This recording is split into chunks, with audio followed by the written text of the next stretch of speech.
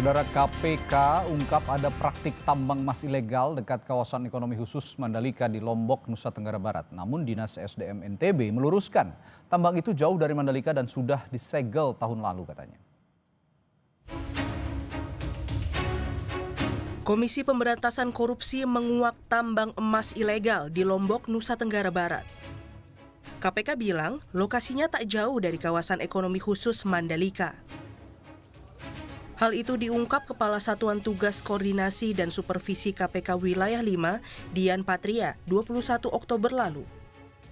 Dian bilang, itu luar biasa, ternyata bisa 3 kg emas dalam sehari, hanya 1 jam dari Mandalika. Ternyata di Lombok itu banyak tambang emas ilegal. Beberapa hari setelahnya pada 25 Oktober, Kepala Dinas ESDM Provinsi NTB, Samsudin, meluruskan informasi yang diungkap KPK tersebut. Samsudin menjelaskan, tambang emas ilegal itu berada di wilayah Desa Lenong, Batu Montor, Sekotong, Lombok Barat. Tambang emas ilegal itu sempat dibakar warga karena mempekerjakan tenaga kerja asing tanpa izin. Yang dimasuk KPK kemarin, kalau kita baca datanya, informasi yang berkembang di media itu kan itu lokasi yang dulu pernah dilakukan kegiatan penyegelan oleh KPK dan teman-teman Kementerian Kehutanan yang sudah ada tersangkanya gitu, Mbak. Memang jaraknya kan sekitar 1,5 jam dari Mandalika.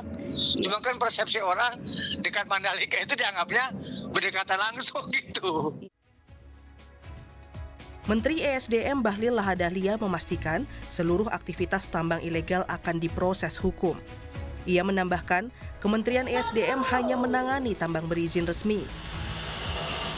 Katanya KPK nemuin produksi tambang di Mandalika itu 3 kg per hari. ESDM itu mengelola tambang yang ada izinnya. Ya, kalau nggak ada izinnya, proses hukum aja. Proses hukum. Itu udah ada koordinasi belum, Pak? Saya belum dapat laporan, ya. Taunya gini ya, kita clear aja. ESDM mengawasi mengelola tambang itu yang ada izinnya.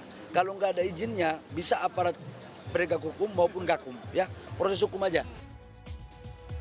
Di sisi lain, Wahana Lingkungan Hidup Indonesia (WALHI) mendesak pemerintah menerapkan moratorium izin tambang di wilayah NTB.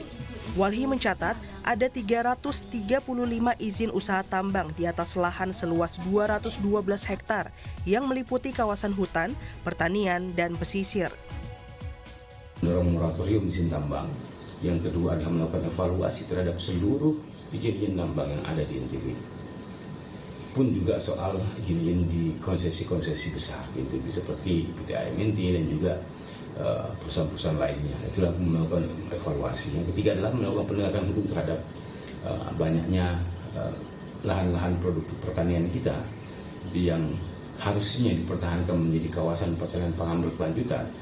Itu ternyata dikeluarkan konsesi pertambangan.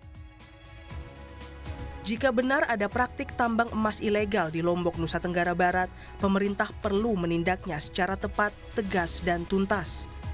Sebab masalah tambang ilegal tak hanya merusak lingkungan dan mengancam kesehatan warga, tapi juga berisiko mencoreng citra pariwisata Nusa Tenggara Barat. Tim Liputan Kompas TV.